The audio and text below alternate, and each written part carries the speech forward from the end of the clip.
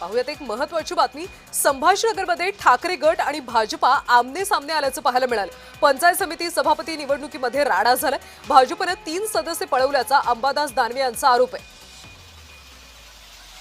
संभाजीनगरमध्ये ठाकरे गट आणि भाजपा आमने सामने आल्याचं पाहायला मिळालं। यावेळी एक प्रकारचा राडा झाला। पंचायत समिती सभापती निवडणुकीमध्ये हा राडा झालाय। भाजपने आपले 3 सदस्य पळवलेत असा आरोप अंबादास दानवे यांनी केला।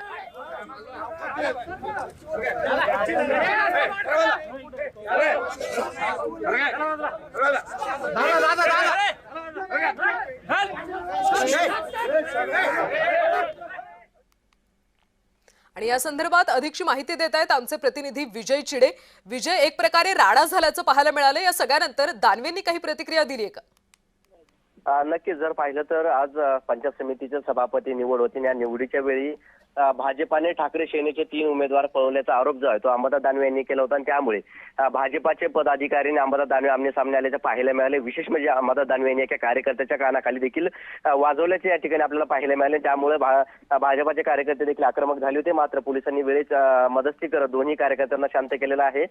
सध्या जर बघितलं तर भाजप हे शिंदे सेनेच्या आणि ठाकरे सेनेच्या दोन्हीच्या पदाधिकाऱ्यांना धाकात ठेवत असल्याचा आरोप देखील आता दानवे यांनी केलेला आहे। आणि पंचायत समितीसाठी आता त्यांचा भाजपचा सभापती बसावा यासाठी ते प्रयत्न करत आहेत। मात्र यासाठी जर पाहिलं तर पंचायत समितीचे जे सदस्य आहेत त्यांच्यावरती दमदाटी करत असल्याचा आरोप देखील आता दानवेंनी यामध्ये केलेला आहे। विजय, या सगळ्या प्रकरणानंतर काही तक्रार दाखल झाली आहे का? कुणावर गुन्हा दाखल झालाय का? या बाबतीत आज कोणावरती गुन्हा जो आहे तो दाखल झालेला नाही।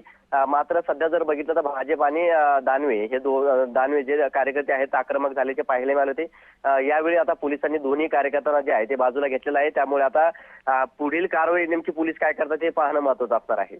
सध्या परिस्थिती नियंत्रणात आहे का?